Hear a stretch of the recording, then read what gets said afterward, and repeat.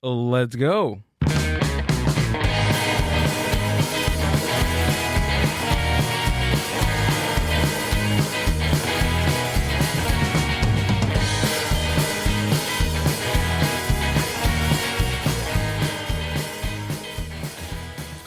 What is up, Mind Buzz Universe? Welcome back to another podcast episode of the Mind Buzz. I am your host, Gil, and working the board tonight, this morning, and this afternoon, whenever you're listening to this podcast, is a lovely Amber. How are you doing right now? I'm good. Beep, boop, bop, boop. I'm boop. great. You called me a weasel off air, so I don't know how I feel about Look, that. ladies and But I'm gentlemen, okay. we need to normalize we need to normalize just But I'm people telling being you that called. I don't want to be called a weasel. It's not about the animal. It's not Okay, about all right, well, normalizing it. Check it out. Say like 1 year, 2 years. Give me 1 year to 2 years, and I'm gonna normalize weasel. I'm gonna make it a You could 180. Call yourself a weasel then. I'm gonna do a complete 360 on the word weasel, and once it's prestige, if the word weasel is way better than the word genius, then you're gonna want to call me a weasel, please. I will pass. Thank you. Call me a weasel. Weasel me. God. Stop already. Stop while you're ahead. I know. You really weaseled that one in. I'm losing. I'm losing, ladies and gentlemen. You're going to lose when we get back to the house. I'm sure you weasel. If I have a black eye next week. Weasel, the wheeze. Let's get into today's episode. I am excited to talk to this next guest. He is a very funny man, also a comedy show producer. Please give it up for Gage Johnson. Woo! Ladies and gentlemen. What's up, Gage? What's up, man? Thanks for coming out, dude. Thank you for having me. This is a sick spot. This is like we went down into I don't want to give away the exact thing, but we went down to a basement. I thought we were gonna go down into the pulp fiction scene. Oh, yeah. I was waiting for a gimp to be down here or something. Speaking of which, R.I.P. Peter, what's his name? Peter Green. Yeah. That one hurt. Zed is dead. That one hurt a little bit. Honestly, I remember him in Pulp Fiction and The Mask. Dorian. He played Dorian, the anti-mask, or whatever I you haven't want to seen call that in it. so long. It's No? like The Mask was one of the best. It's just like the colors of that movie. I remember so much. That's what you got a lot of colors going on here. Reminds me of like The Mask. Yeah? A little bit. It's like Okay. I see that. You know what? I am actually looking. Well, I found it on Temu. The like a movie quality, movie grade like mask. They have it on Temu, and then some other dude that sells them on eBay, but he prints them from a 3D printer. Okay. Yeah. And are you gonna wear that pretty soon? Wear it or just keep it in here. I don't know. I like movie stuff. Did they ever make like a licensed one? I don't know. Not that I've seen. I can't find anything. I feel like they I checked would. Like eBay. I checked Temu. That's pretty much all what I checked, but I couldn't find them there at all. Except Temu. I found Temu. I gotta get the suit, the yellow suit. Yeah. Oh yeah. That'd be cool. I think so. Maybe when I get skinny. I don't know if I don't think a fat dude ever looked good in a yellow suit Was there anybody? I mean, besides the Colonel. no, his is white. Yeah, but if you don't I wash think it'd it, be funny. don't I think wash it it'd a be fun. couple days, it'll be yellow, or at least the neck part. would Yeah, be yeah. yellow. I think it'll be fun. I think yellow's Yeah. like. I think I've decided recently that yellow is one of my favorite colors. Yeah, your bill's yellow. It's somebody the other day was like, "Why do you like that hat?" And I'm like, and they wanted me to like give some reason or whatever, and I just go, "It's fun. I just like it's fun." Do you like the neon yellow? Because one of my favorite colors is like mustard yellow. I like that one. It depends on what yellow, but yellow is just just yellow in general. Yeah, they were giving me a hard time, and I was like, it makes me happy, and they're like, that's the most autistic answer I've ever heard. And I think we as a society should just say stuff like that more often. Like if it's not hurting anybody, we should just say it just makes me happy. Why don't you just fuck off? Like Yeah. I agree. Sorry, are we allowed to curse on here? Yeah, of course. Yeah, of course. Okay. Amber does it all the time. I do. Yeah. Yeah. What's your favorite color? Red. I like red. Red is the coolest. Let's I like just red. let's just get that out of the way. Like it's Red Ranger, Yeah. Red apples. red meat. Yeah. It's just powerful. It's just like, I mean, Was there a color that your parents said you can't wear that oh, it's color? black.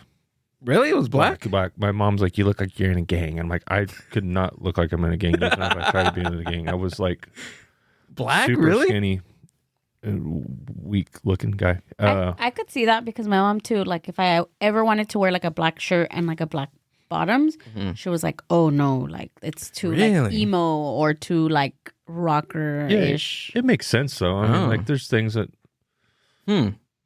but I don't know if I'd, there's, yeah, she wouldn't let me wear black. I don't know. It was fine. I got old and I bought my own stuff that was black. Yeah. My whole closet's mostly black shirts. It's but I think the challenge is, like when you get band tees, sometimes you're like, am I going to get another black band tee again? I mean, do you end up getting another? Oh, yeah, of course. I end up just by default. There's really not many band tees that are good, not black. Like, can you think of I can't. Maybe like the Aerosmith.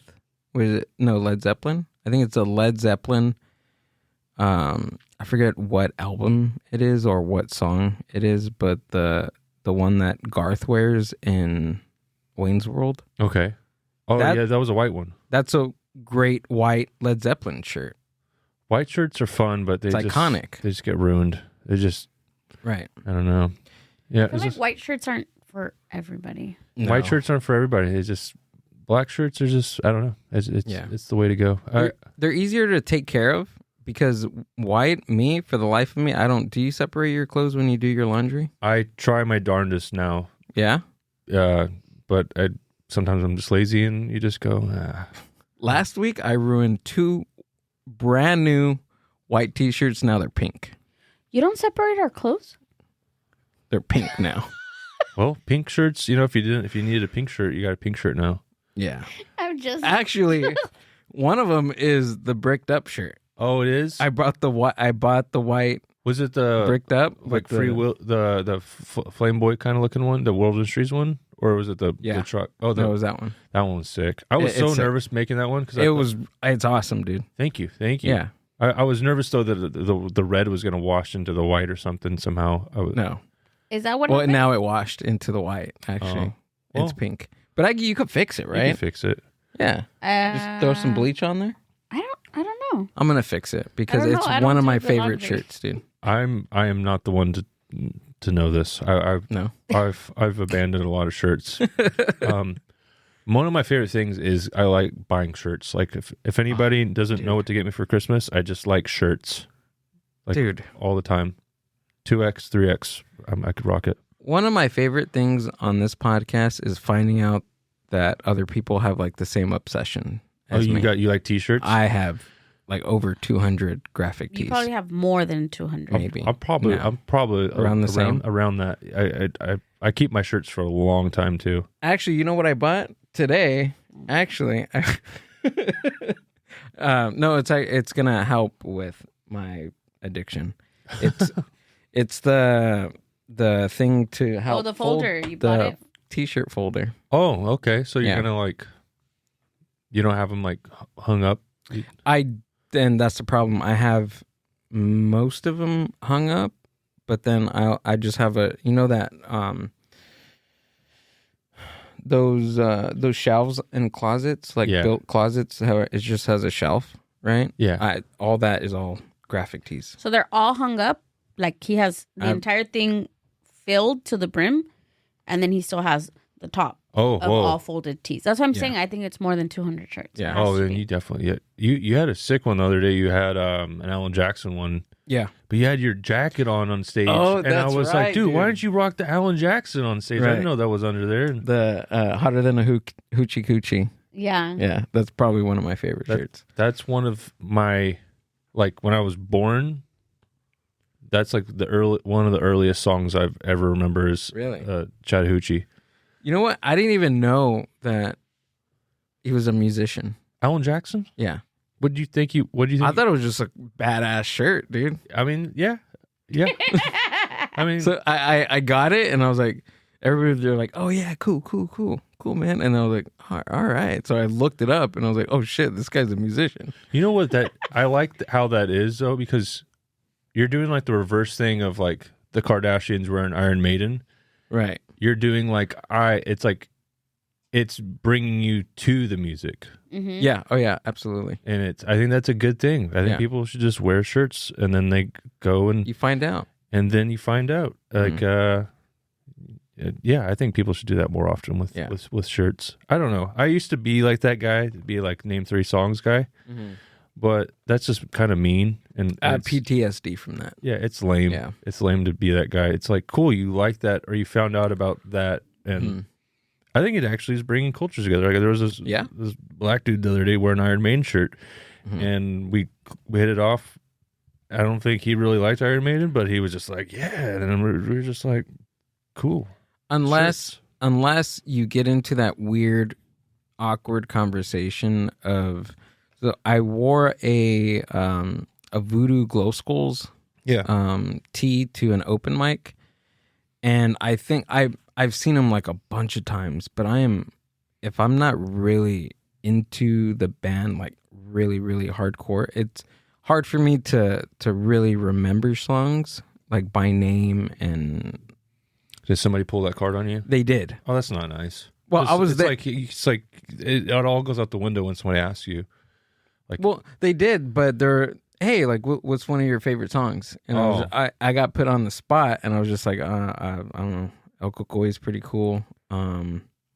Did they What say else? it like in a way that Insubordination was they pretty were cool. really curious, or were they trying to like jump I ahead? don't of you? know. He was I like just did right there. Sorry. he was like really stoned, so I don't know. It was one of those things where like, does it matter what I say to this person? Yeah, I think so. Yeah, But sorry. but I didn't really get that far. I didn't know where he was going, and I just automatically got offended, and I was just like, I'm just wearing this t-shirt, dude. Yeah, I think I mean, you know what's lame is when the person tries to act like they know everything about the band, and it's easier for them. I think it's cooler when somebody's like, I just like this shirt, man. And then I'm like, that's cool. And then they're like, I'm kind of into them. I'm learning it. But the honesty, I'm like, cool. But it's when it's like try to be like that. Right. And I'm like, come on, just it's like, why do we got to be like that? That's how it was in middle school, dude. There was this one dude. I talked about it before. There was this one dude, Andrew.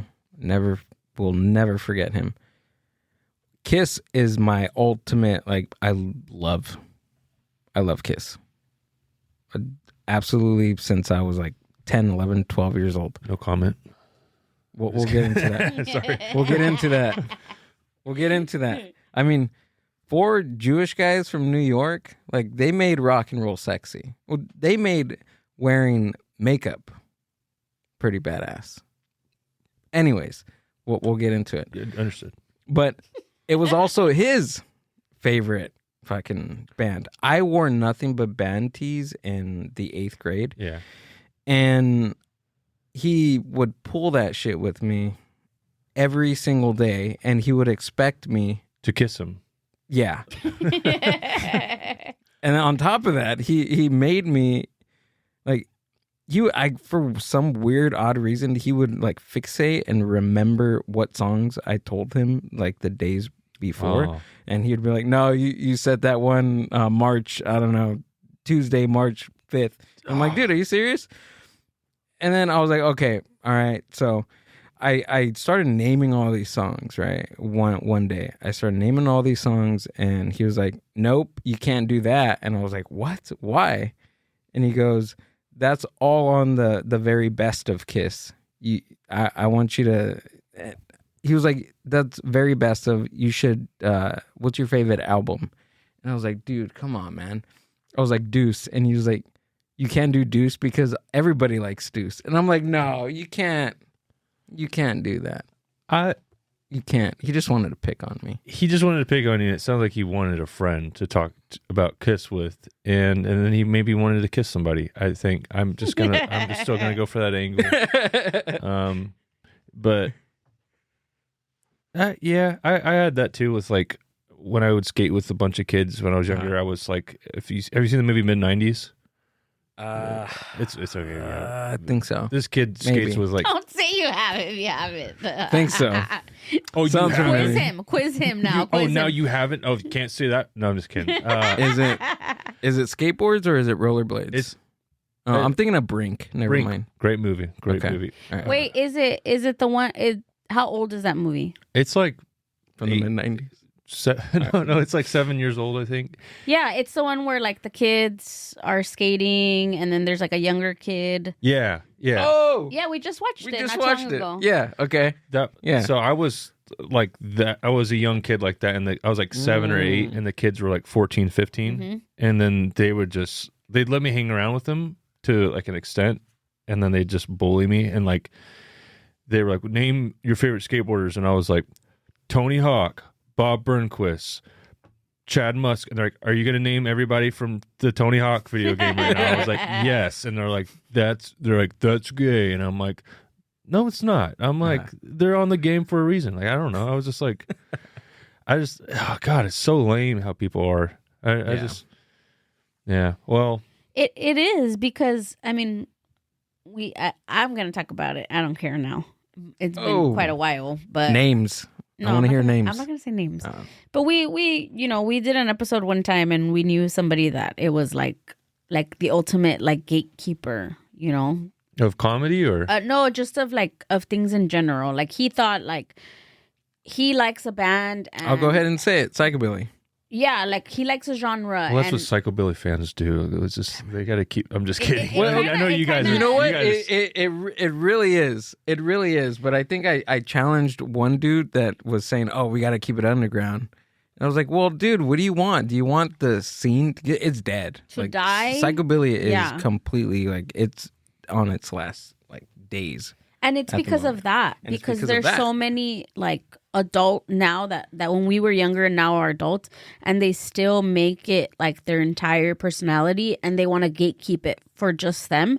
And to have someone, you know, a kid now, like a younger kid, wear a shirt or, you know, pump their hair or something, it's like, no, you're a freaking like poser. You're a poser. And it's like, it's Poser not letting anybody into the scene and letting the scene continue to grow because they just like cut it off at that. And I think that's what happens when there's people that are like that, like oh, what's your favorite band, or oh, I know it more, and why are you wearing that shirt? And it's like you're kind of like limiting people to actually want to go out and, you know, listen to these genres or, you know, see a certain movie. Like, who the fuck cares? Like, you're a big fan and you're a grown man and you probably work at like Home Depot or something, and it's insane that you're gatekeeping psychobilly.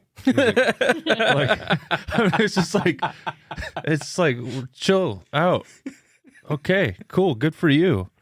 But then I think of it on a deeper level, like my psychology and adult brain, and I think like maybe for that person, that's something that they've always had and has always been a constant. Yeah. And changing it up is scary. It's something that they don't know that is going to continue. And when there's no constant, people freak out and react like that. They'd rather see it die off than share it to people and it's like have it change and evolve. Yeah. It's the kid with the toy that doesn't want to share the toy. Yeah. And it's basically you're asking them to change their way of thinking about something that they really care about, which is identity, and people don't want to change their identity. Yeah, or it's like hard. All they have, and then they're like, "Oh, this is accessible to you," and it's like this shouldn't be. they're like, that's why I went and picked the weirdest genre I could pick is psychobilly. I'm just kidding. No, It is pretty weird. I like That's why I like it. There's a band I like. I mean, I don't know if this could rockabilly is different than psychobilly. I'm aware this is a sub genre. Tiger Army's rockabilly. That's not psychobilly, is it? Get me Well, started. No, let me. It's like a sincere question. No, it's I don't know, dude. It's such a weird. Everybody in the scene likes it, but like secretly. I like Tiger Army. Is Tiger Army like are they the two Because poppy they're guys? they kind of like sold out at some point. So then it wasn't like cool to like. It wasn't cool to like because you were like, no, they're on the radio. They're not cool. Yeah. But then you secretly are at home. Like, But it's dumb, and is stupid. everybody knows this because Tiger Army is one of those bands that people listen to, and they start listening to all the other underground stuff. Yeah, it's just like a gateway drug, but like in a good gateway version. Like, Yeah. I mean, like that's how like people. You know what I always think is funny is when there's like, not to get too off topic, but like when pop punk people like pop punk's kind of like got its like more niche bands, and then they start talking badly about Blink-182, and I'm like, we wouldn't be standing here if I'm like. You don't like the other band that has 3 chords that invented these kind of chords or whatever, or like made them like in the stratosphere for everybody. Like, so it's in that concept as well. yeah. I think it's gosh, that's so. I'm too old for that shit. Yeah, that's how we feel. I've recently got into like pop punk, like within the past like I don't know, like year, 2 years. Mm. Pretty cool. It's fun. I like fun. it. I mean, I don't know. Like, well, I was gonna say, circling back to the band thing of like being a teenager. It's like there was a kid in I think I've told the story before, but there's on the bus, and we're like friends now. We're adults, and we talk to each other here and there. He had like the Black Flag shirts. He had the Descendants, and like that section of Hot Topic shirts compared to the Warped Tour scene stuff that I was listening to. Right. And so I was trying to be like, oh, we're the same. And he's like, we're not the same. And I'm like, okay, maybe we're not. And I'd try to show him bands. Uh-huh.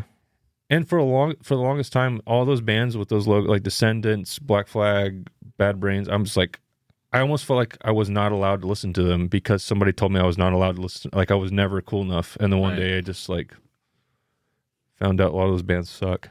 I'm just kidding. No, I love the Descendants. I actually really got into them recently, or the last like few years. But I don't know, dude. It's just share music with people and like, How much happier would we be? We would be so much. I think it would be, it's cooler to do that. It's cooler to just give thumbs up to people sometimes instead of like my music, my taste in music is like all over the fucking place. Like imagine if I just stayed in one genre, like that. It's not possible. Amber's one of those memes where you see like, oh, my playlists hanging around with each other, and it's just like a whole bunch of like chunty kids hanging out with like a rocker kid with like a kid with a mohawk. Yeah, and it's like it's some everywhere. emo girl or whatever. But I've never made my music my identity, you know, and I don't know, maybe for me it was easy to be able to separate myself from those two because I like so many different genres. Because at my school, I grew up here in Paramount, and it's predominantly like Latino, population, but it's like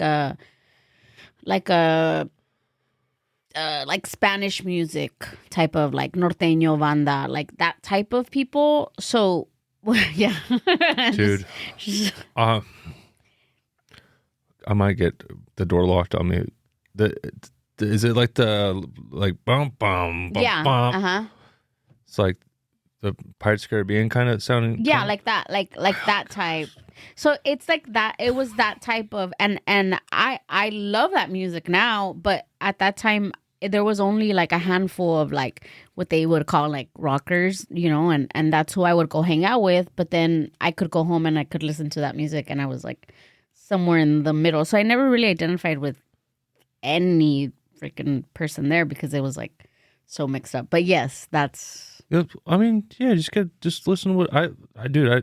It's what's cool is when you find out like a lot of the bands you listen to don't even listen to like that genre. Like they just like listen to something completely different. Like is a good example is Post Malone. Like that dude, I actually learned about other bands through him. There's some old video of him driving around in a bus with his friends, like shotgunning beers, and he's like listening to Megadeth. And I kind of knew Megadeth, but I was like, what song is that? And he was listening to like Biohazard and stuff. And I was like, damn, this dude's like definitely really into the. So I think people are getting more open-minded and the subgenres are being more accepted with each other and stuff. And yeah, but I got to say, you were talking about the Latino culture. I asked this to Ricky. What is up with when you go to Whittier and on the back of most cars in front of barbershops, it is the Smiths, Morrissey, Misfits, and Deftones. It's just like, by default, I'm like, dude, what is up? There's actually I have the book. There's actually a book written specifically Morrissey and the Smiths about Latinos and Morrissey and the Smiths. For Morrissey and the Smiths. Yeah. There's an actual book that somebody published. Like somebody did like research. Can you pull it up? There's research of why Latinos we are into these like bands and Why do you guys like bad music? No, I'm just kidding. That's what I'm getting at. He's like, I don't care. Sorry. You don't like the Misfits? I like the Misfits. Wait, hold October on. 1st to Halloween. But for somebody that listens to like pop punk, you don't like the I have Misfits? actually, you know what? Misfits I take away from those other bands. You know what it is? I think that the horror thing you really don't like. I like it to a degree. Like you have a problem with like makeup. Maybe whoa. Let's get into it. I mean, no, because I'm a My Chemical Romance fan, and there's no way that they'd exist without the Misfits. You know, we definitely that's. Oh, this one. You know what? I think the Misfits. I think they would have been even bigger, and maybe they didn't need to be bigger, but I think they would have been better if they just didn't have the makeup. Because if you take away that aesthetic, it's just as cool, right? Like a lot of people like lean into the aesthetic of why they don't like it, and I'm like, no, take that away. It's really like good music. Like it's it's like right Elvis with like heavy guitars. Yeah, they kind of created their own like subgenre of punk rock, which I think that's why I like them, because they're in the same spectrum of like horror rock music that I like, and psychobilly is like a good chunk of horror punk. Oh yeah, I had somebody. There's a friend of mine that was trying to get me into some of the psychobilly stuff. And here's the thing, I'll say this, and to credit of Morrissey and all these bands or whatever. Sometimes when you're younger, you listen to a band and it just doesn't click, right? And then you get older and you're like, oh, this all makes sense. Like Tool's a band. I was like, I'd meet somebody and they're like, my favorite band's Tool. I'm like, that's why I knew you were weird. That just solidified everything. And just like I don't know, I'm not sure about that guy. And then I see a Tool sticker, like a friend, and I'm like, we're not hanging out with that guy anymore. He's into some weird stuff. But now I gotta say, Tool is one of the best bands. Like they're amazing live and nothing like them. But it clicked later on. What is the book called? So the book is called, this is the book, dude. This one. So it's called Moslandia. So Moslandia. Right? So this is what, and it's explaining. We got to bring it in the studio. We have to read it. I have to read it. So it's explaining, right, why we're like the Latino culture is so connected to them. So I kind of looked up a little bit of why, and it makes sense, and this is what they explained. So they're saying that like a lot of Morrissey fans that are Mexican, they identify with Morrissey because of his like music and how like romantic but sad it is, and that's a lot of Mexican music is mostly like even though you hear it and it sounds upbeat, but it's mostly if you understand the lyrics, it's a lot of it's about heartbreak and being vulnerable like and girl- crying. Kind of croony, kind of in a way. Like Girlfriend in a Coma, like just take the lyrics out of it and listen to it instrumental. Like it's a pretty uppity, poppy tune. And you throw in the lyrics and it's like, dude, your girlfriend's dying. Well, that's like, pop punk. It sounds like they're at the beach sometimes, but then you listen to you read the lyrics, like, oh, that's dark. Absolutely. Yeah. Yeah, I mean, I get it. I get it. And I listen, I respect people who listen, but sometimes I'm like, okay, what was it? What was the other one? Deftones.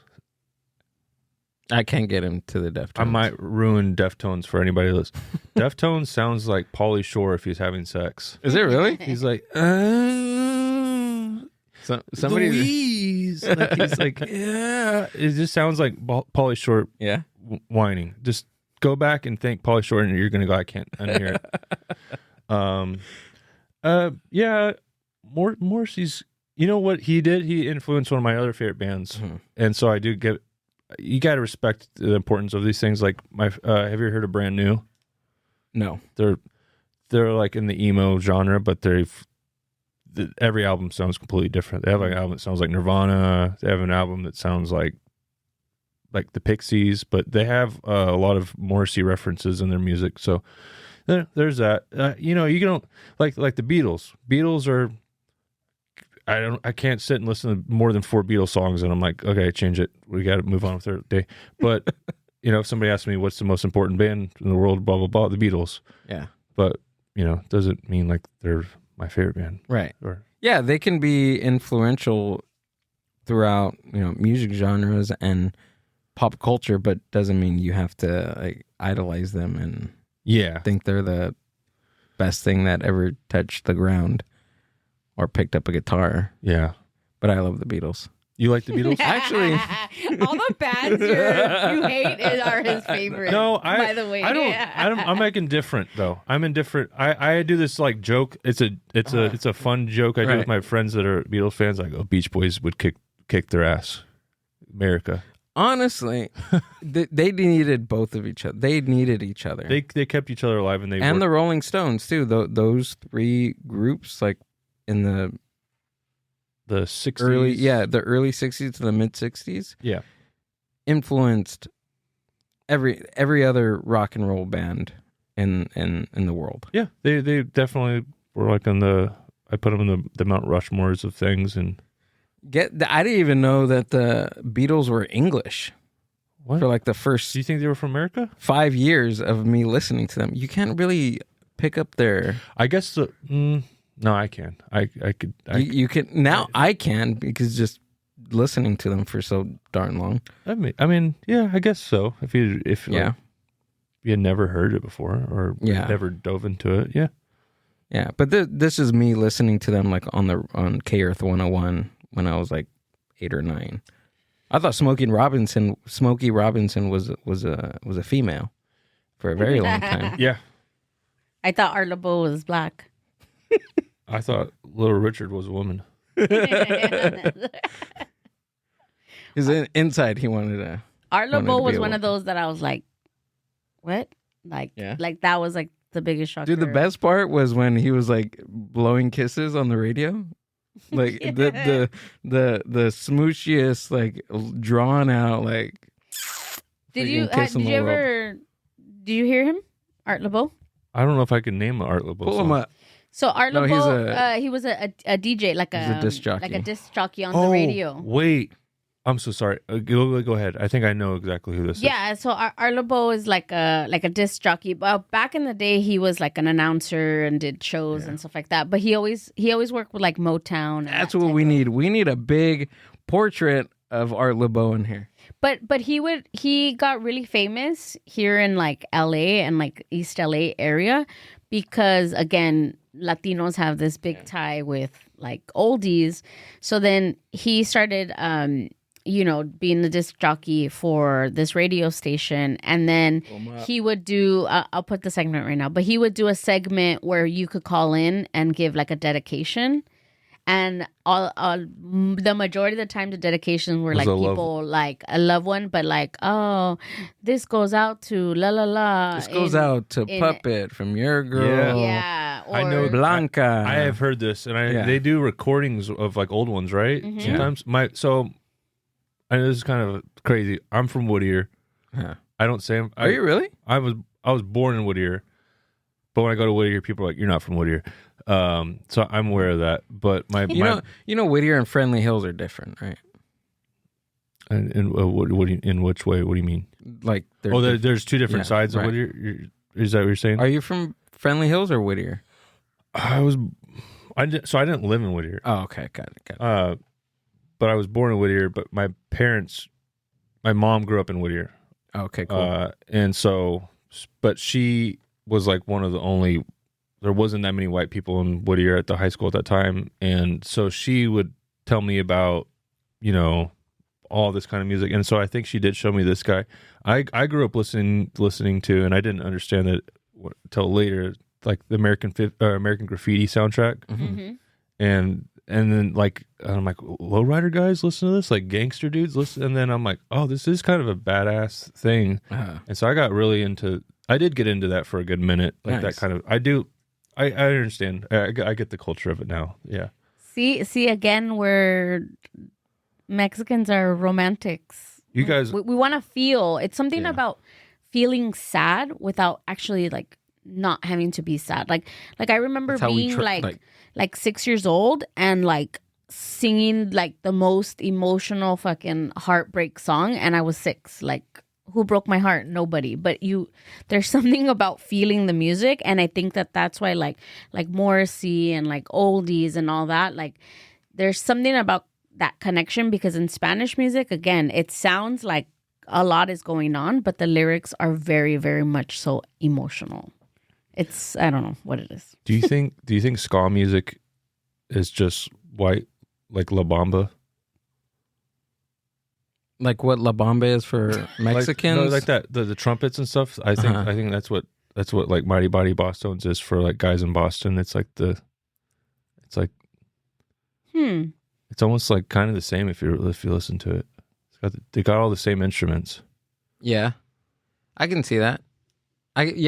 Because especially in banda, because it's always on the upbeat. Same thing with ska music. It's always on the anda. You know what I'm saying? Yeah. No. I'm trying to. Can you repeat that again? So is ska music? Ska is like that trumpet, like skateboarding music. Yeah. I love ska. Okay, but you're correlating it with what? With the like banda music? Yeah. Oh, it's kind of like da da da da da. It's kind of the same. Yeah, I could see that. And I'm explaining. So I'm explaining why it sounds similar, because typically in music, the note is always on the first beat. In ska music, it's on the second beat. So like 1 and 2 and 3 and 4. Regular music is on the 1. And in ska, it's on the and. So 1 and. And that's what banda music. And that's banda too. And it's also polka. Polka music too is always it's on the upbeat as well. Who listens to polka? Like that? I just found out about that. But like, what? That's like. Well, there's Mexican polkas. Yeah. And they're still very much so popular. But like. It's a huge thing, but I just like it's kind of an odd thing. John Candy got me into polka. John Candy. Do you see I think Jack Black did a movie where he was a polka king. Did he really? Yeah. And that's awesome. Like, and I'm like, what genre is this? And I was like almost 30. It's just crazy how you could, you know what? I'll tell you something that sounded the same for me for a long time. Like the radio, I thought these were all the same people. Have you heard of Rush? Yeah. Mm-hmm. And then, have you ever heard of Melissa Etheridge? Mm-hmm. I haven't, but I know. Yeah. I thought Melissa Etheridge, Rush, and Four Non Blondes were all the same person. Oh, really? I thought. I mean, I could see that. Tom Sawyer. As a kid? Dun, dun, dun, dun. And then the next thing is, and I said, hey. I thought that, and so I got older. I was like, I thought Melissa Etheridge was a singer of Rush. It tripped me out a little bit, just how the brain could like correlate all these things when you take away genres and like looks of things. Because I feel like music, I mean, and of course people will say it, but music is all interconnected. I mean, there was only one genre of music in the beginning of time, and it's evolved as things. There's just people screaming. Going by. Dude, Look, it started with metal. It was just primal. Buenas tardes, buenas noches. This is Y con su gran amigo Jesse Pérez y sus compadres. so this is like a Mexican polka. Can you hear it?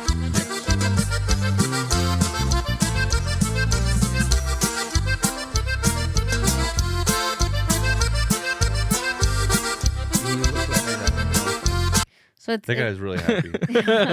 You know, like I don't like this is He's like, God, we're probably playing this again. This is probably not my favorite genre of music. Next to not my favorite genre of music, but that guy is happy. Don't take that away from that guy. Yeah, no. He's really happy. That's what you know what? And when you see people that happy, you're just like, you go, Glenn Coco. You know, you listen to your music, man. And Actually, with ska music, dude, ska got me really into like rock and roll music. But it was a Christian ska band. What were they called? The Insiders. Oh, ska Christians. It's Christian ska music. I grew up very religious. Pick it up, your soul. Pick it up, the cross, Jesus. Pick it up, Jesus. But they got me into. From them, I started listening to other like Christian rock bands. Well, only just one, which was POD. Dude, POD was. I didn't even know they were like religious. They were the bee's knees, man. Oh yeah. I said bee's knees because I want to be appropriate to a Christian. Them and dude, na na na na na na Switchfoot. Okay, Switchfoot. Switchfoot. Right. That riff is like heavy. Yeah, that's a good one right there. Did POD start out Christian? Were they always Christian? Yeah, I think they were always Christian. Yeah, because they're the name, right? Payable on death, which is it's a reference to like you're giving your soul to Jesus, payable on death. Like you're giving, like you're paying, like Jesus paid the ultimate, price, payable on death. Still kind of gangster too. Wait, are you Christian? Yeah, I mean, I'm not gonna be like, hey everybody, like I'm not gonna like, but I'm for Jesus. Like, okay. I don't like seeing my order number being 666. I don't like I listen to metal bands that do have maybe some demonic things or whatever, but I'm like, I look at it like, well, I'm learning about the bad guy. Don't be like the bad guy. Got it. And then I'm like, yeah, J-Man's he's the coolest. I don't know. I don't really talk about this kind of stuff. We don't have to. I just wanted to know. Yeah, I pray and stuff. The reason I'm asking is because today I seen somebody post. I guess somebody on another podcast. It's like a Christian podcast, and they were talking about how Home Alone, the movie. They were saying that it's well, they were saying, and there's nothing to prove it, but they were showing like the proof. But they were saying that Home Alone, the movie, is actually like a Christian movie. Have you heard that before? Well, I mean, it's not like I was just thinking. I don't know. Home Alone, I wasn't thinking it was like a demonic movie. Yeah. I was like, I guess so, because you're trying to do good things for people. I mean, like Star Wars could be a Christian movie if you want to look into it being a Christian movie. A religious movie. I guess if anything that you want it to be, when you start looking for like references and stuff, you can make out to that situation. But yeah, same thing with songs too. You can this song means this, when it's like some of it is just really up to interpretation. Dude, I watched the documentary of Judas Priest, and then they were getting sued by like this family that that had subliminal stuff, and they were like sitting on this one like like see, it says kill everybody, and they're like, how does that even? Yeah. And then they're like, well, did you hear? And they started, and so Judas Priest went in. They're like, did you hear the other stuff we were saying? Like, order this burger, and it's like order now, order burger. And they're like, oh, you didn't catch that? Well, like, and so it just kind of fumbled everything, and it was a really dark documentary, but it was kind of hilarious when they won. But the family one? No, the Judas Priest, they kind of they got out of it, but how it led to is really sad. But yeah, that's music, man. I think it's bringing the world together. I'll ruin something for you though. You know, I don't know, not ruin, but I just realized this. You know the song "Stained" or "Stained"? It's been a while, Right? You know, on the chorus it goes, "And everything I can't remember." Yeah. Hold me closer, tiny dancer. I was like, oh, dude, it's Elton John. Oh. Wait, what? Yeah, it's the same. Same. Like the two. Oh, right, Yeah, hold me closer, tiny dancer. I'm like, that's the same. Didn't they like Didn't somebody sued like somebody over that riff? This actually happens a lot in music. Maybe I don't know. Maybe yeah. I mean, probably. Chuck Berry did the same thing to the Beach Boys. Yeah, with but I always thought that was more of like an homage kind of thing. Right.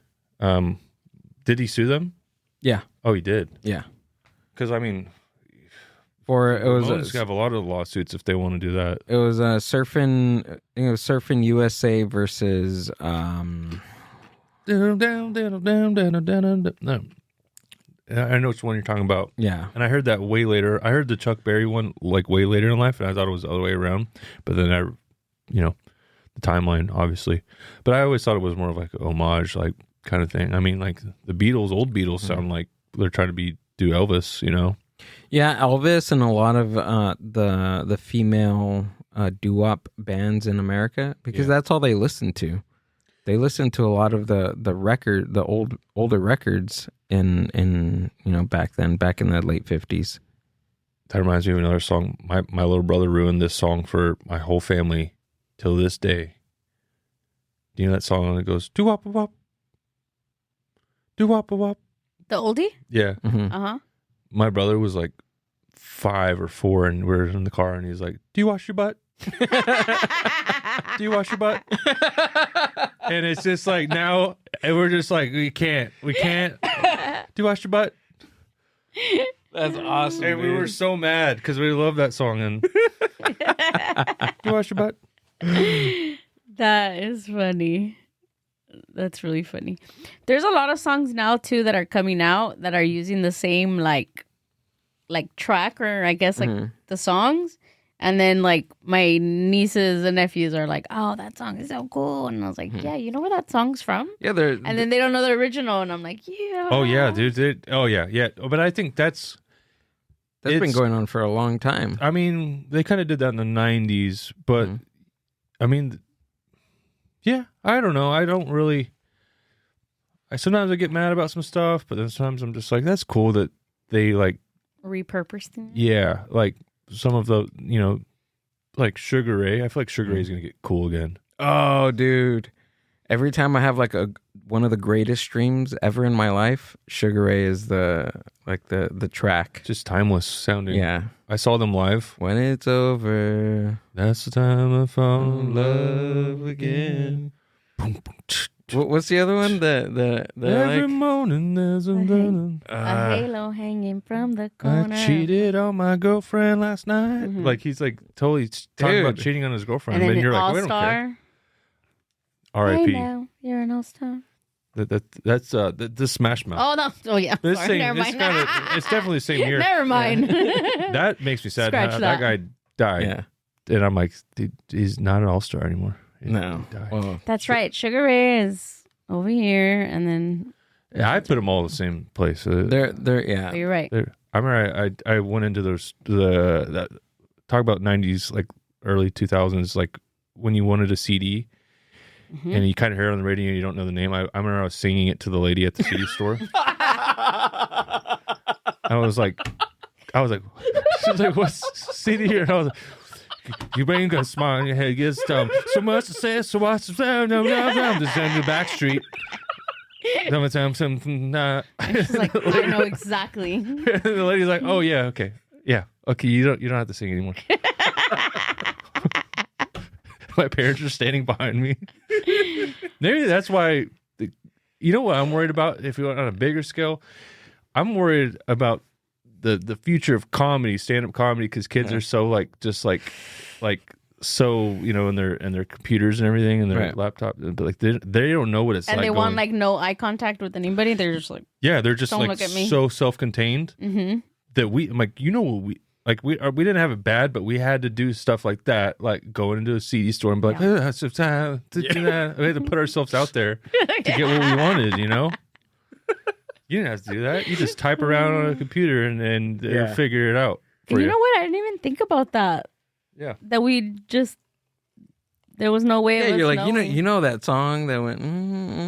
I had to run into like my parents' bedroom and ruin whatever they were watching on TNT to show them Good Charlotte. I'm like, watch this, and they were like, what the hell is this? And I'm like, this is the handsome boy. Or when you wanted a song and you wanted to record it. You can even show them a picture on your phone. Yeah. You couldn't even do that.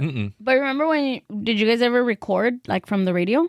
Oh yeah, all the time. I don't know if I was that I didn't have the record. We had like a tape. Like it was like a tape player. I had tapes, dude. Hell yeah, I had tapes. And then you just had to wait for the song because you kind of knew, okay, they play, this song is popular. They're going to play it every hour at la la la. And then me and my sister would like literally just like hang out. K-Rock, right? And then wait and then record. Boom.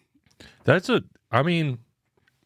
think I got a record or a tape player like later, and it was kind of like antique-y. And at that point I had a computer, but I would have done that if I didn't have that. Yeah, I traded, like, this kid had this bootleg iPod Nano that could record, and I thought that was cooler, and I think I actually traded him my iPod Nano for his bootleg one, because I'm like, you can record stuff on this, and I was like playing guitar at the time, but I would record stuff on like TV right instead of, I don't know. Did you ever remember, I was just thinking about that, and then you were talking about Sugar Ray. Do you remember Nano? They were called Nano clips. So little one? It was a little one, yeah. It was like a little thing. It was before like the iPod. The iPods came out and all that. And it was tiny, and it was like a little mini CD thing, and then you literally would put it and it would play like 30 seconds of the song. I remember that because I gave a girl in second grade one of them as like I like you, and I wrote her I gave her like flowers in one of those. Yeah, so it's a Nano clip. Do they have it? That's what they were called. But it literally played like 20 or 30 seconds of a song, and I had like 4. Would you just keep on like listening to the 30 seconds over and over and over I had and over? NSYNC. I had Sugar Ray. I had Britney Spears, and what was the other one that wasn't NSYNC? Backstreet Boys. Oh. And it was literally just 30 seconds, and then I would just like, I kept doing it for like hours.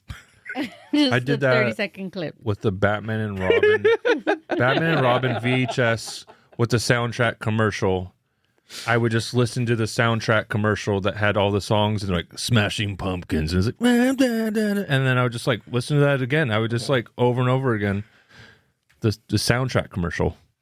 Yeah, it was a thing. Do you remember burning CDs and like putting a lot of effort into them, and then, and then your friend didn't really listen to it, and like you're like fuck you, dude. That happened to me with my mom. So I did that. I did that for Mother's Day one year. And I put supposedly all the songs that remind me of my mom. And they really didn't remind me of my mom. They were just songs I liked. That I kind of wanted them to remind me. I wanted them to remind me of my mom because I liked them. But did you tell her these songs remind you? Yeah, I wrote it on mom? there with like a Sharpie. What songs were on there? I know for a fact it was Closing Time. Closing time. I don't know why I put that. I like that song, but there was no meaning behind. What year is this? Because I'm trying to, like, if you. What year did I do this? Yeah, well, if you had to guess.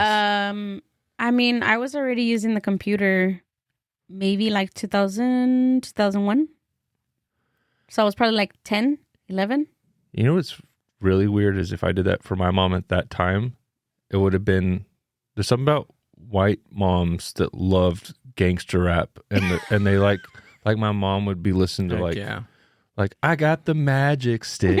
I know. And I'm like singing it with my mom in the passenger seat, and my mom's like, she's all like, yeah. She's like, yeah. And I'm just like, oh, God. That's probably what I'm like, Mom, I made this CD for you. It's Magic Stick. And PIMP. She would have been like, no, I made it for my mom. And then I remember that.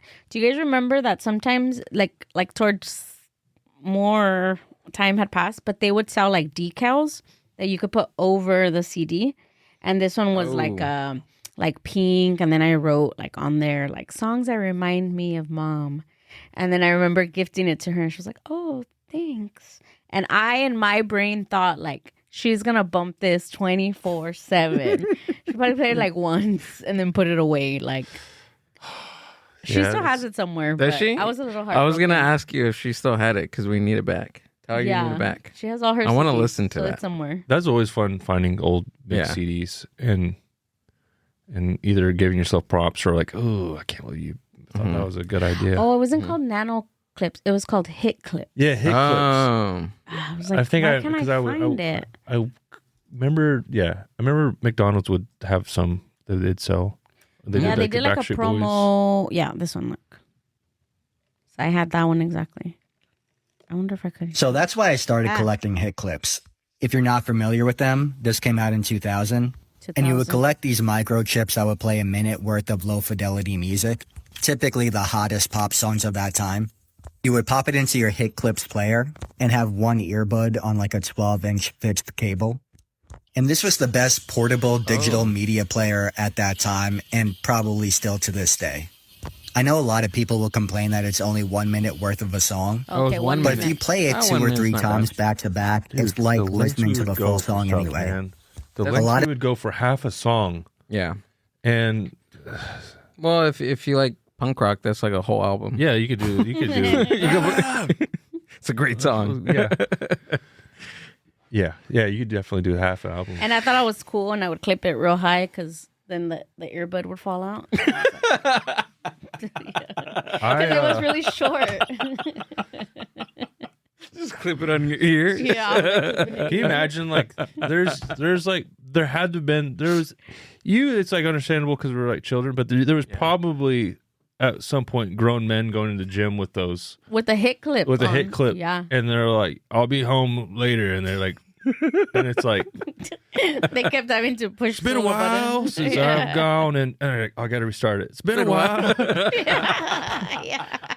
I think that's why that like part of the song is so ingrained in us because that's all we listen to. Yeah, I mean, and I think now it's like you that what's ruining and what's good for the music industry, and people say this is like you can find exactly what you want to find and find 100 versions of that on the internet now, but there was nothing like when you were a kid, like cultural overnight sensations, like just like taking like Britney Spears, like it was just like maybe it was kind of gross that the music industry was like feeding us what they wanted to, but it was like powerful, you know, right. Like it was like, oh, this is what's going on now, right? Like there was times where like musicians or music would be able to at least change the dial within a culture. Now you can't. There's too much stuff going on. There's too much going on, and it there's never going to be. Film was the same way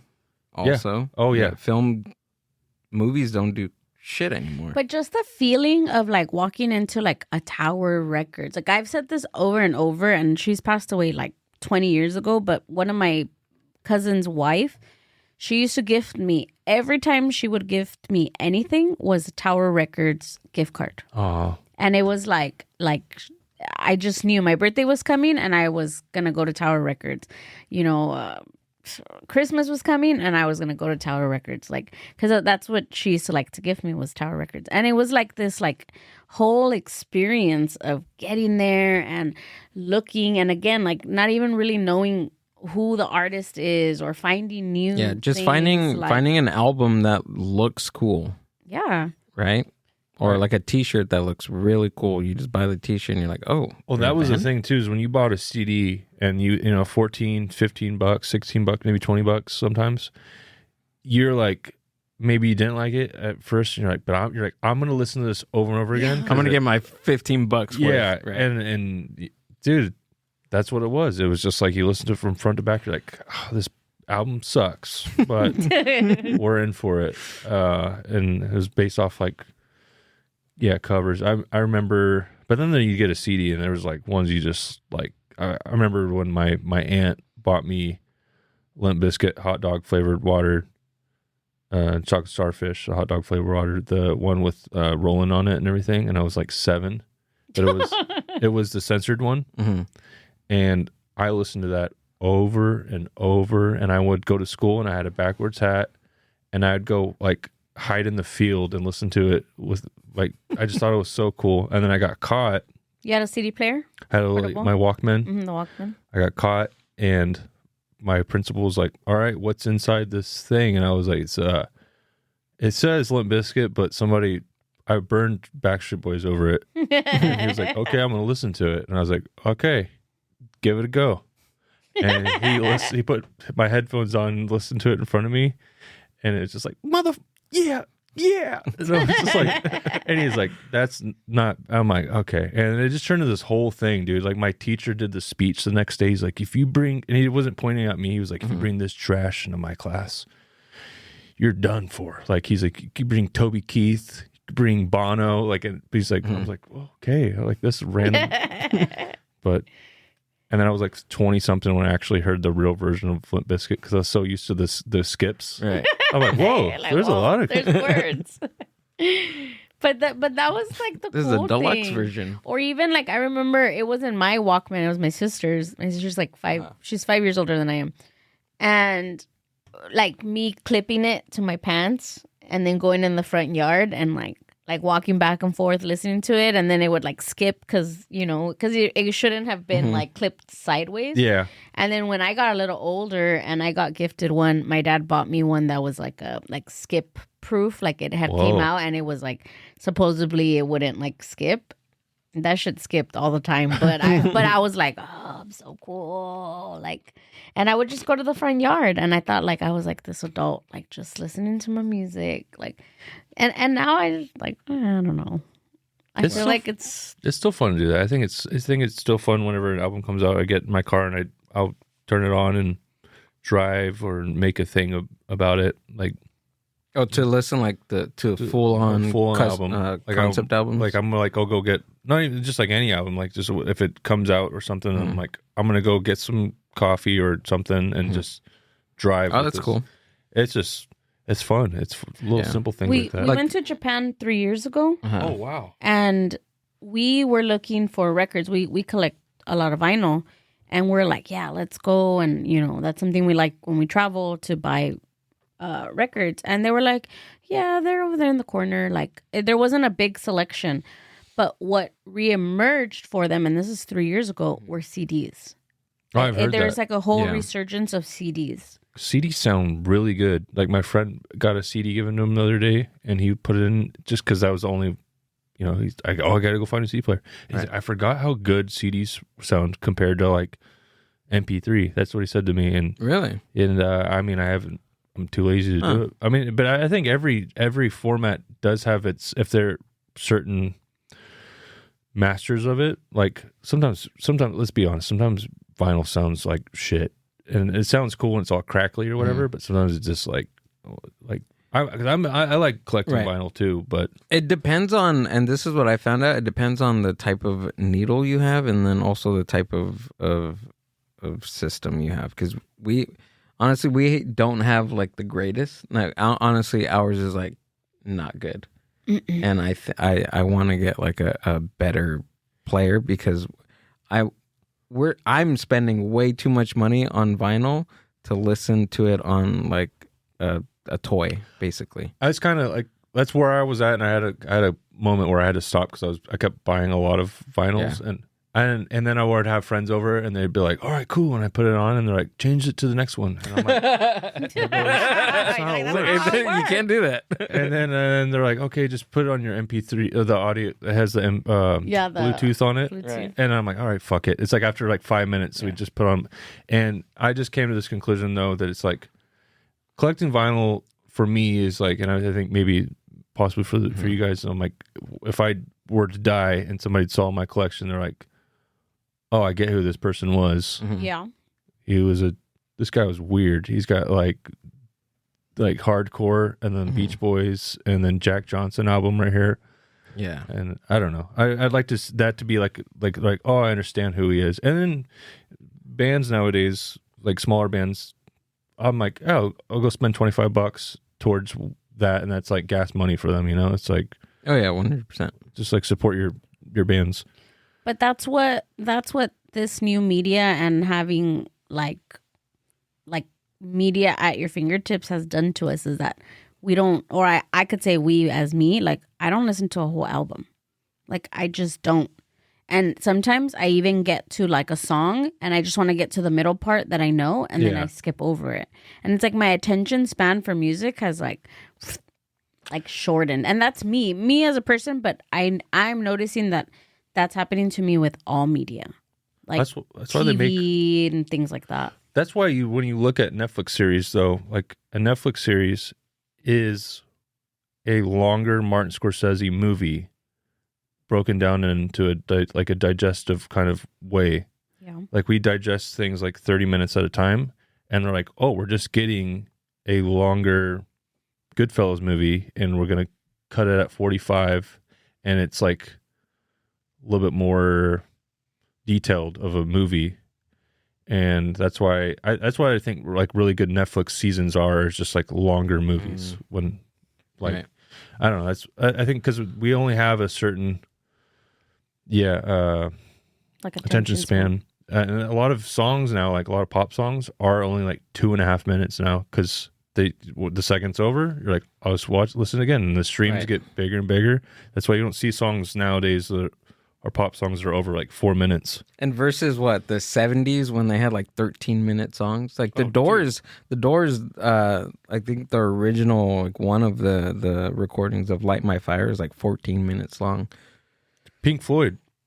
Yeah. Pink Floyd could have like 4 songs on the album, and it's like an hour and a half long album. Radiohead, I believe, is the same way. I don't know, but I'm lying. Yeah, no, not Radiohead. OK Computer is my favorite album.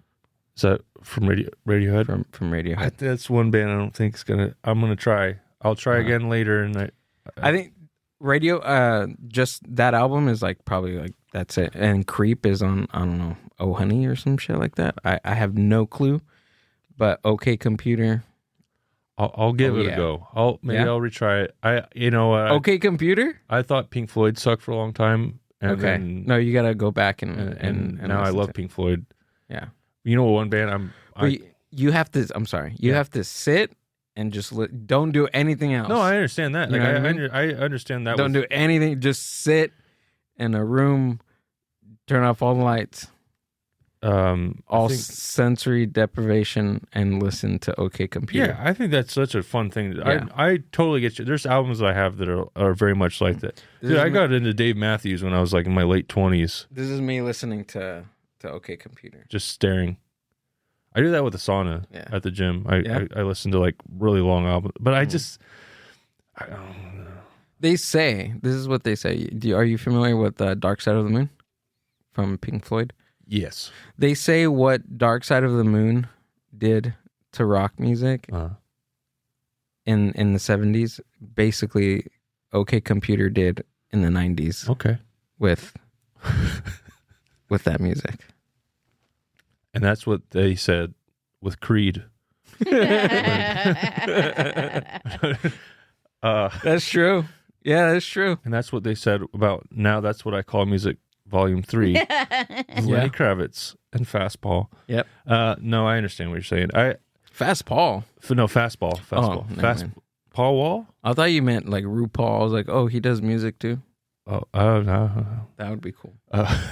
I listen to them. Do they still make those now? That's what I call music. They do. They do, huh? They're like What on is like that? volume It's like 100 and something. 200. Oh yeah, No, that's what I call shitty music. right. And it was like Or all Kids the Bop? hits. You remember Kids Bop? Mm-hmm. That was cool. They need to do a Kids Bop, They, but like they still do Ramon Ayala. in Kids Bop. Spanish. Yeah. Don't they have that? No. Make it No, bop, kids bop. That's some wet ass bop. Uh Or huh. wet. I don't know. No, I think they did do her They- song they do? in the Kids Bop. Oh, that's awesome. Not really. It's Yeah, like look at I don't that. know if we need that, but No, we need it. We need it. This culture needs it. yeah, I don't know. I think everybody should give some things a go, and some things it just you could just say it sucks. I don't know. And it's okay if you can say it sucks, but and then you like it, and everybody's got their stuff. Everybody's The comedy special is cool, right? But have you ever heard comedy on an album, like on a vinyl album? I can't get into that. No, really? I have Really? a few. I have Steve Martin. I think I have some other ones. I'm just gonna say it. We do comedy, and I there's hours I love of comedy. I can't sit through specials anymore. I give it like 15 I get that. minutes. I watch them now. I mean, working where I work, I've seen thousands of shows. Right. So now it's like I watch it as like game tape. Like I'll watch a comedian maybe I don't really like anymore, and I'm like I just want to see what the culture is listening to and what's like. Are you talking about like now? Like, Now comics some now. old stuff. I've gone back and listened to some Carlin and stuff, and I don't know, man. I there's really rare that something like gets me to like laugh out loud anymore, and then when it does, I'm like it's really seldom. Most time I'm just like, oh, that was good. Oh, that was funny what he just did right there. I don't know. Is there anything that you listened to recently that you're just like floored by?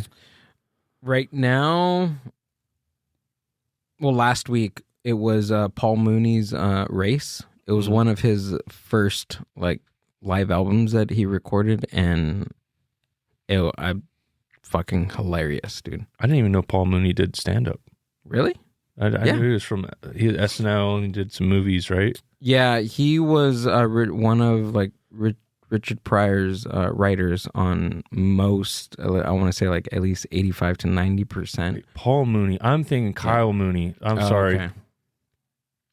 Who's Paul Mooney? I want to see a picture. I will know Really? instantly if I'm sorry. I'm drawing a blank right now. Pull up Paul Mooney. He was in, well, most recently he did Dave Chappelle's Negro Damas, and he did Ask a Black I've Guy. seen this guy. Right. Yeah, he died. Yeah, yes, he just died a few. Mhm. I've seen him on documentaries. Yeah. Definitely not Kyle Mooney. So he wrote for Richard Pryor. He wrote for he was like Richard Pryor's like right hand man. Wrote some of his jokes. He wrote on he's like huge in the like back in the 70s, especially with Richard Pryor. Yeah, seeing him now, I'm like, oh, I forgot the guy's name, but his face to it, he was very important at that time. Yeah, I'll have to check it out. Yeah, Pretty funny. It's his delivery. It's so raw. It's so true. It's unbelievable. Like he's probably one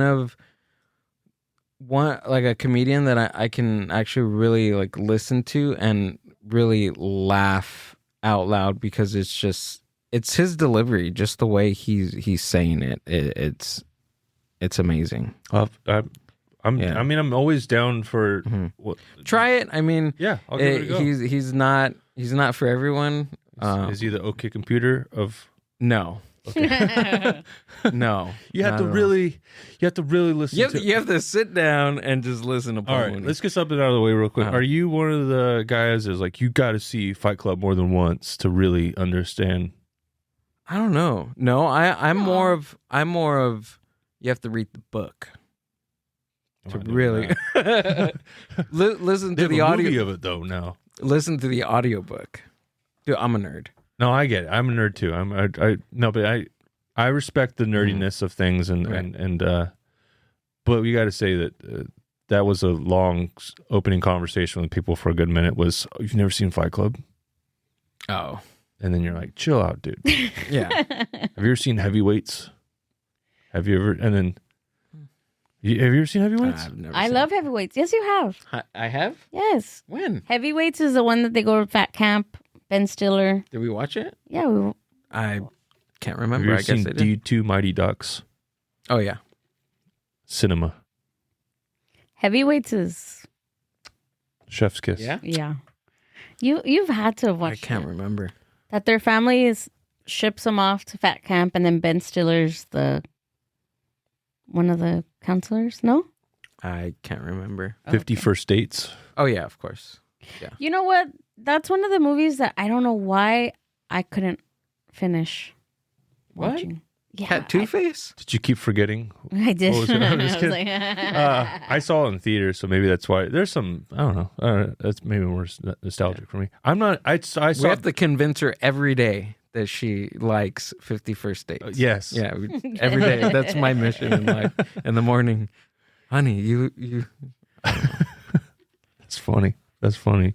Tattoo Face. That was great. Moolah. I mean, Rob Schneider was in that movie was amazing. Oh, I thought Rob Schneider. Oh, you don't like Rob Schneider? No, he was amazing. Oh, I thought you were saying he Yeah. was. No, he was great. He was He's great. like, not in the Kamehameha. Yeah. didn't he get canceled recently? His daughter doesn't talk to him either. They're good. Everybody's. Yeah? He's. I think he's selling out everywhere. Got it. He's still going to be in Grown Ups 3. They're making it Grown Ups 3? Probably. Oh. Dude, Yeah. if you want to talk about specials, you see, and I've wore people's ears off on this one. Have you seen Adam Sandler's last special? That's what is it? He did in like a small theater, right? Yeah, Adam Sandler, I Love You. Yeah, it was fucking awesome. It's just like, that's what I think. Everybody thinks they have to write comedy a certain way, or they have to be doing this, or this is don't do that. And I was like, this is just funny. I'm enjoying life. Yeah. I'm watching this. It's a show, dude. Like, it's not just him out there telling jokes. Like, it's him telling jokes. He has music. Like, he's writing music. And it's got for like it. a sub kind of story almost when it's starting the thing. It just made me. Sometimes you get into comedy and it's like listening to the same music over and over again. You're like, I'm not really enjoying this right now. Is there something that could throw me a curveball or something? And maybe Paul Mooney might do that for me later on or something. But that special was good. I don't know. There's just so much G chord with comedy right now on some stuff. I'm like, I get it. And especially when you watch like big, huge comedians, you're like, hold on. Before you listen to Paul Mooney, I probably wouldn't listen to it like loud in your car. oh, was it like, It's very racy. well, I mean, I grew up on Delirious and Raw and Yeah. so It's like, think of Paul Richard, like his act, yeah. but Paul Mooney is like hard, like he's in there, dude. Do you ever go back and watch like old Robin Williams? I just got one of his albums. I forgot what album it is, but I'm right now. I'm in the I guess I'm in like the realm of. So I'm right now. I'm picking like one comic, like Kind of going through their see their right. So I'm reading a book of theirs, and then I'm also like trying to listen and watch some of their work. Like the whole time, I'm kind of like taking in their book. yeah. And Same. I did that with Paul Mooney. I read his autobiography, and then I kind of just listened to like his albums and watched a couple of his clips. Process over. Have you ever watched old Louis C.K.? Mm-mm. Dude, it is day and night. He was doing like almost like Jim Carrey impressions. Really? Like making weird, funny voices. He had hair, and then he got divorced, and his t-shirts just turned black overnight, and he was just like, "Yeah, we're all gonna die." Like it's just like God's not real, kind of like. I started listening or watching his TV show. Oh, Louis? Yes. Yeah. One of the best shows. I got it on his website. I downloaded it, and I've been because it's not. watching it. Yeah, you can't get anywhere else except for that. Yeah, I think that's a really good one too. And The Crashing was a good one. Oh, dude, Pete Holmes. I just watched. I read Pete Holmes his book. Oh, yeah, Yeah, it's super good. Like it's really good. he's gonna be at the Bray Improv this weekend. To listen to it, because he's reading it. And Okay. Yeah. Like the audio. the audiobook is cool because he reads it. He also like it's so funny when he'll like tell a joke and like he'll laugh at a joke and I'm like, oh, this is fucking awesome. Like this, I feel like he's reading it to me. There's a video of him somewhere breaking down an old set of his where he's bombing and he's breaking down why he's bombing. And I'm like, what really bummed me out was I didn't think he was bombing. And then I'm like, oh man, what am I in for? I was just like, I don't know. I would love to see him live, dude. He is amazing live because he goes in and out of the set and does like he reminds me of that like local. I'm gonna give a shout out to him. Loved him. Mario Rodriguez. Mm-hmm. Mario Rodriguez does the thing where he goes in and out of his set in crowd work and stuff, and I just think that's like really awesome. Like it just ad libs and stuff, and yeah. Mm-hmm. But Pete Holmes does that too, and yeah. I'm trying to think of who's like amazing live. Tim Dillon's amazing. Tight 45, just like no fat on the set. Like I don't know. I don't like seeing sets go way too long. We're like, you guys want me to stick around longer? And they do the worst thing is when they get the stool and then they're like, yeah, and they think it's gonna be like a late night like Dave Chappelle thing, and I'm like, get the fuck off the stage, please. I witnessed one of those like a few months ago, and I was just like, no, you took a wrong turn. You started talking about politics. Why did you do that? Just gonna bring that up. Who that guy? Oh, the one that asked me if I liked impressions. Yeah. He tried to make fun of me, and I was like, Yeah. Is he a newer comic? No, No. he was one of the Latin Kings of Comedy. No. Yeah, so I'm trying to make it a point to see at least all of them live. I still his need name? Alex Raimundo. I'm trying Alex to Raimundo. watch George Lopez. He's the only one that I need. Oh, George Lopez and Cheech Marine. He got like I need really to see them. drunk, and then like he was doing good. I mean, I was. It was a really good show, but just towards the end, It got like weird in the middle. He started like bringing in politics, and then it was just like around the time, like kind of at the beginning of the year, you know, everybody's like, and then I think he lives like in Kentucky or something, right? Like he lives kind of. Anyways, it just wasn't the room for it because it was a predominantly like Latinos, and everybody was kind of like, but he thought he was like killing it, and like that everybody was gonna like fist pump him for like, and it was like, get off the fucking stage. Like people like booed him at some point, and then he called me out at some point. I'm not scared to sit in the front because I'm just like. I'm used to being around, you know, comedians and going to things, and I'm going just like to the CD store and singing the songs. Like, you know, what are you gonna do? Like, you're not gonna embarrass me. Like, I don't give a fuck what you say. Like, and I get it that it's an act, and sometimes they need to pick on people or they need to like. So I understand that aspect of things. And sometimes, like a lot of times, I'm always smiling or like, hey, like I know you're nervous. I'm gonna reassure you, you know, that you're doing a good job. Yeah. But with him, there was a point that I kind of fell off, and I was just kind of like, I guess, sitting there staring at him. I was still enjoying myself, but I wasn't like. You were just kind of like, am I still here? Is this still? Yeah, like I was just like, oh, okay. And then he like picked me out of the crowd, and he's like, hey, ma'am, and I'm like, yeah. Or he asked us first like how long we had been together. We said, and then he's like, hey, ma'am, do you like impressions? And I was like, sure. Like I already knew this guy's gonna fucking say something about me or things like that. And then I was like, yeah, you know. And then everybody starts laughing, and then he's like, all right, I'm gonna do an impression. And then he's like he like looked at me. No one else can look at me, but you guys can see me. But he like looked at me, and then he just went like, he's like, that's you right now at a comedy show. And in my head, like, yeah. So for people that can't see me, he did like a neutral face, and it was me not enjoying myself. And part of me, like that snarky part, wanted to be like, well, yeah, bitch, then be funny. And then maybe I'll laugh. But I'm not that person. But internally, like my, like what I really want to say. But it wasn't even that. I had laughed. I was laughing It's like through we a were show. full. We did it. We had our like, time. We had our. I'm full right now. Like, yeah, and I don't know if it's because he had me like right in his view that he kept looking at me to like reassure himself that people were laughing, and then at some point I didn't, and then he made it a point to like, and I didn't care because I'm like, well, he saw you in the can't corner, hurt me. and like sometimes it happens when you have like you kind of lean into somebody, and like the Right. like oh, that guy's still smiling. Okay, I'm being rooted for, and then the second you turn on them, then you start turning on the people that are like supporting you. Like I don't know, it's just like it's delicate thing with making fun of and then losing the crowd and being I've done it. I've been at open mics, and open mics are very difficult, and you try to do crowd work, and then people are like, we're not here for that. It's a free dive bar show. What do you think about that? What do you think about comics doing crowd work at an open mic?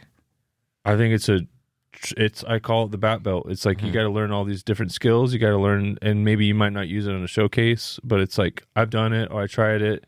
I've stretched this way or that way, and it's a fucking open mic. I don't know. Like if you feel like that urge to do it, then do it. And I think everybody should try it. I don't think everybody needs to do crowd work every single time they go up and start. It's like do your set.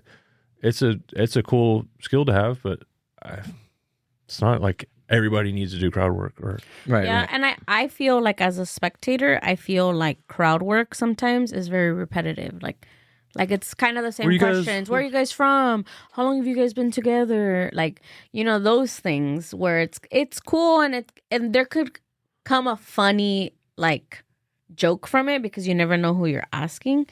But sometimes I'm like, okay. But that's just me being tainted of like going to a lot of shows and open mic. yeah. You start figuring out what you like, and like there's like just like how there's everybody's going to Matt Rife shows because that's all they want to see is like this crowd work, and they want to be asked where they work at and how long they've been with their wife or husband. It's like, and then I go and I want to see like I almost like semi one man show kind of stuff where it's like really deep stuff, and like I kind of I guess where Louis is right now, where he's like doing some like really deep issues and stuff, and it maybe does get the crowd a little like, oh shit, like we're gonna go there, and then you find out it's gonna be safe and it's gonna be funny, and yeah.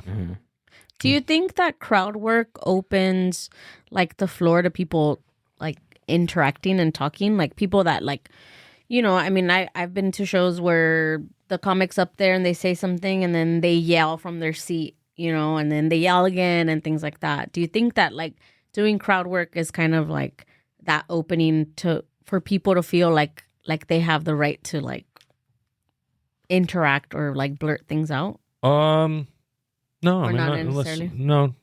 If you're not getting called upon, then there's no, or it's not what. That's not what it. I don't know. But every comic's differently. So, So I think what you're saying, right, is I guess your comedy show, a comic may have a setup to where they ask a question, which is a rhetorical question. Oh yeah. And I think what Amber is saying is that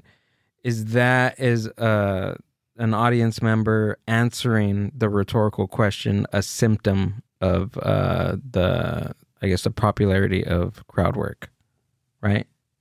Kinda.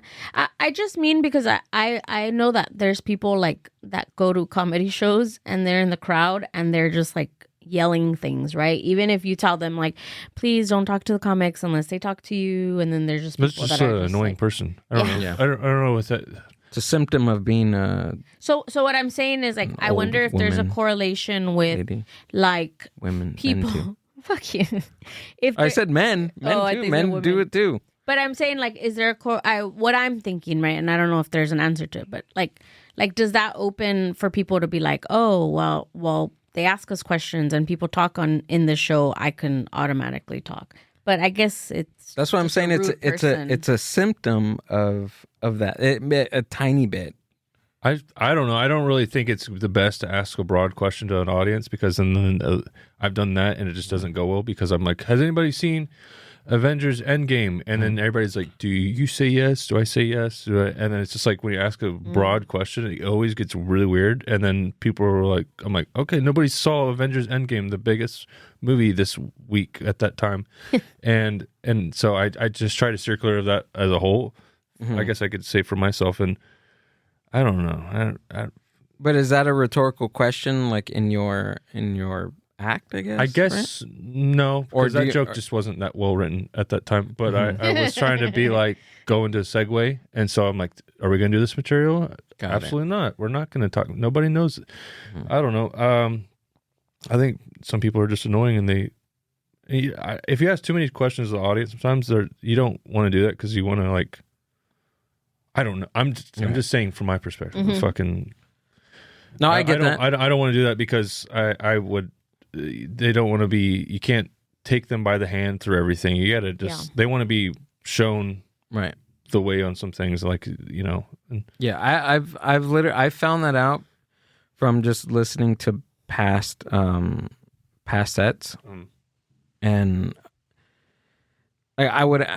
A lot, I think I want to say like at least 85% of my earlier material, I would ask a question like, do you know what this is? Yeah. You know what I mean? Or are you familiar with this? Right. And I guess somebody really pointed out to me, like I sent them my set and they're like, you ask a lot of questions. Just do your setup and do your joke. Man, you know what I mean? It's easier said than done because you get into some audiences and you do showcases for other comics and they will have a different culture, age, right, and they might not get the references. So sometimes it is a little safety net, right? Which a lot of the like my earlier material is a lot. It's Latino based, like it has to do with the Latino culture and the Mexican American culture. So I think that's why I did it at the beginning. Now I kind of don't. I don't know. It just depends on where I'm at. Yeah, I'll ask. I don't know. I think it's a process, and I don't ever like somebody just yelling out something random. I mean, but I think at this point you gotta. That's why crowd work's important, is to like polish that up, because you'll be able to reflex off that, or go, oh, we're not doing that. Are we going to do this right now? Are you gonna? And you just be able to like really work with that. I mean, it doesn't need to be turned into an interview with that person. Every show is different, but just having these tools of like, just in case, because I've seen huge, gigantic comics. I will not name drop, but just freak out on people on stage and just like shut down a whole room because somebody yelled out, "I love you," and I'm just like, we're really gonna stop the whole show because you. Yeah. Oh, God, it's awesome. Like insufferable. Wow. That happened recently, remember? I'm not going to say where either. It wasn't a big name, but it was like a small show. And remember the lady that was sitting in the front row and was talking and talking? And then the coordinator was like, I'm going to go tell her to shut the fuck up. And then she came out and she was like, you were on stage. Oh, and she stopped your set to tell the girl to shut the fuck. Like she made it more awkward than it needed to be. Like this girl was talking and she was drunk, like mind you, but Gilbert had just gone up there and he was like already kind of nervous, and then he started like getting into his groove, and then this lady, because I was in the green room. And then she said, I'm going to go out there. I'm going to tell her to shut the fuck up. And then I was like, you want to do that right now while he's on stage? But that also made me think, do I ask a lot? Do I ask too many questions? Because this lady was like answering. She was like having like a full-on conversation with him while he wasn't. No, but you weren't asking that many questions. You hadn't asked that many. I think she was just like, hey, do you know who Frida Kahlo is? She was like, oh my God, yeah, I know who Frida Kahlo is. She's married to blah, blah, blah. Like that. Usually that's when I go, oh, let's talk about it. You want to talk about it right now? Let's talk about it. Or I go, oh, this is you think you're at home watching the TV. This is a two-way thing. Are you okay over there? Or I think it's so funny when comics like put people on the spot like that. To me, I think it's like I was waiting for her to do one more thing. But then that's when the producer of the show, she was like, "Hey,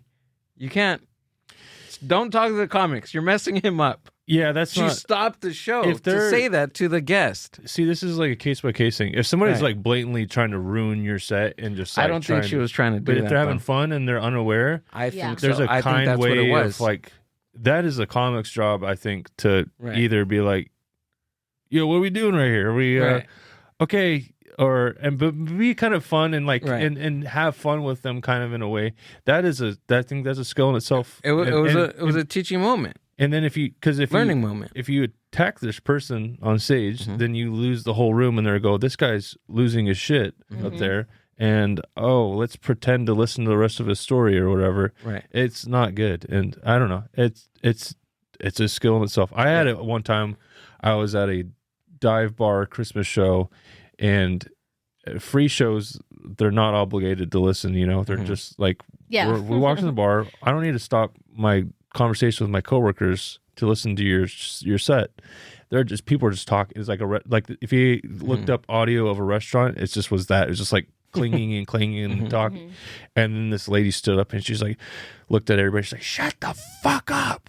And then everybody was just like, You're on. "Yeah." You're wow. To You're on the stage. to the everybody in the restaurant, Oh, okay. to thinking they're In helping defense me. of you. Yeah, and I was like, give it up for my third grade teacher right here, like just because it was like all these teachers were out that night, and then the people were trying to pretend to listen to me, and I'm just like, they're not obligated to listen to me, like Yeah. and that's why it's crazy sometimes, but it's fun, right? I had fun. That was that was one of the better sets out of the night, which was there was 2 shows back to back. Oh. and the first one that happened at the first one, which I'm glad it happened at the first one because it was fun. You just kind of got all the cobwebs out for the night and Right. Well, broke the ice for yourself. Right. But that was kind of weird. That You she never did know that. what you're gonna get, man.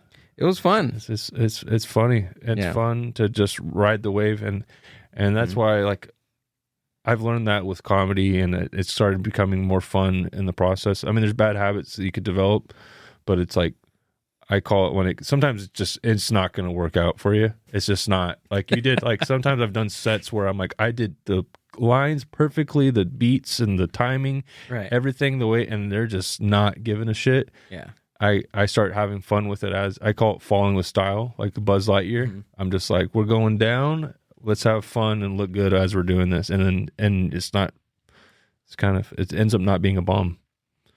Yeah, So, dude. Yeah. I don't know how you guys do it. By the way, thank you for putting me up at the Improv.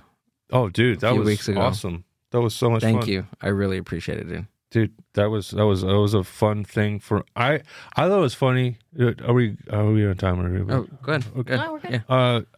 It was so funny because I was nervous as shit on that show. It was like they gave me like a month's notice.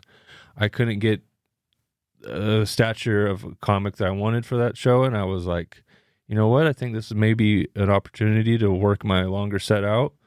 And usually I don't like doing that. I like just being tight and being maybe developed, and I'm still developing. And I was nervous as heck. And then we had some comics drop off, and then you guys showed up, and you guys were like the posse. Like you guys were like the you and Ricky showed up and had hype man Ace. We're just hanging out, dude. The boys, we were really having a good time in the green room, but like not like in like a party sense. Like we were having beers, but it was like a good Yeah, I energy. was chilling. And you guys could tell I was nervous because I was like, I'm gonna go do my longest set right now, and then I was like, I'm gonna surprise them and tell them that they're gonna be doing some time. And I remember you guys were like, it's fine, man. You're just gonna have fun. You're just gonna have fun. And then the second I told you guys were like you guys were like shit. And then I remember I was like kind of like, you guys are gonna, it's fine, man. Just have fun. And then I like it was kind of it was funny, but I was like, damn, I hope I didn't throw them off. No, you guys did great. Everybody It was did. fun. I thought it was funny because I ended up being the only white guy on Yeah. the He was. He did. but, You were. yeah. yeah, that was a fun show, man, and yeah, it was great seeing you guys up there and enjoying it, and it was fun show. Yeah, it was a good time. I did. It was really a lot though. I did 40 that night, and I don't. When I said I did 40, that doesn't mean I have 40. Mm-hmm. It just was. But you never know until you go that distance of it. Right. I was sweating. I was drenched in sweat. Like I was like, even if I had the best material ever written, when you're talking with like presence past like 25 or whatever, it is like an energy drain.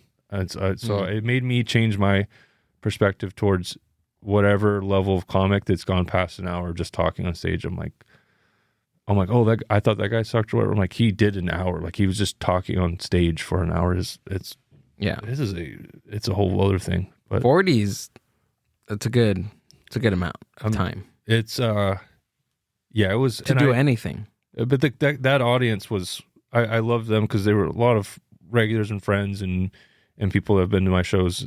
Mm-hmm. So they were like, I could kind of feel the support to like keep going but most of the time, as you know, when you're on a show, if you got them and you're doing a 15 and you got them at 12 and you maybe aren't sure about that next 3, just get off. Like leave them hyped. The next comic's not going to be bummed or anything. They're going to be like, thank you for leaving them at a good energy instead of watering it down. But that show, I was like, I'm going to see how far we could take this. And it went well. And working on trying to do a 30-minute taping pretty soon. And oh, nice, dude. In January, and hopefully get that good quality of that. I'm not saying it's going to be like a special or anything. We'll see what happens. I might just cut it up into like clips. Mm-hmm. But we're going to try to do something again soon like that. I really like this place, man. This is cool. You got some cool stuff here. This was an honor. You had fun, dude? I really did. Yeah. We got to get you out. Oh, yeah. Do it again, dude. Oh, yeah. Maybe Ricky, we'll bring Ricky or something. Have all 3 of us on here. Dude. Can we wear like Lucha Libre masks though? Whatever you want, dude. Whatever you want. I just feel like it'd be fun if we all 3 had Lucha Libre masks. Just sit in the dark and listen. Listen to OK Computer. Oh, okay. And I'll have a review for you next time. That'd be good. And Paul Mooney too. And Kyle Mooney. Paul Mooney. Paul Mooney. Telling you, man, it's life definitely changer. Related. What does Kyle Mooney look like? He's a white guy. He's a Jewish guy from SNL. Oh yeah, he's related to Paul Mooney for sure. Thanks, dude. Thanks for coming up, man. Thank you. Appreciate it, buddy. Appreciate you. Tell us where we can find you, and if you have anything coming up, tell us. You got that special or thing, whatever. We'll see if it comes to fruition. Oh, it is. It's going to be January 29th in Costa Mesa. Oh, nice. We're going to be getting that promoted pretty soon. I'm on Instagram, Gage J, TikTok. I don't know if you should follow me on TikTok. I'm still figuring out if I like TikTok. Just give me a follow. I usually follow everybody back, and we're doing it. Hell yeah, dude. Nice. All of Gage's stuff is going to be down in the show notes. Go and check them out. If you're listening to this on Spotify, go to YouTube at MindBuzz Podcast Network on YouTube. Subscribe, like, comment, all that good stuff. Amber, do you have anything? Nope. Alrighty. Wait, and then get me on what's the Hit Clips? Oh yeah, Hit Clips. I will be having my jokes being sold on Hit Clips. In 30-second intervals. Tell me what you think about this. What if, like, comics now, what if we go back to the album? Is that weird? Like they do a whole album? Like a recorded album? We record just audio.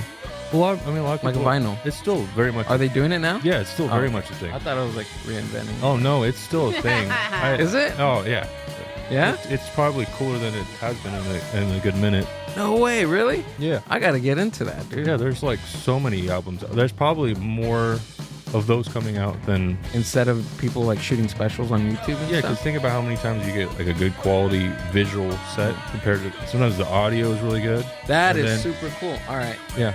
Okay, I feel a little bit comfortable doing it now. Are you gonna do something like that? You think? No, but I'm thinking of because I have Audio equipment to record.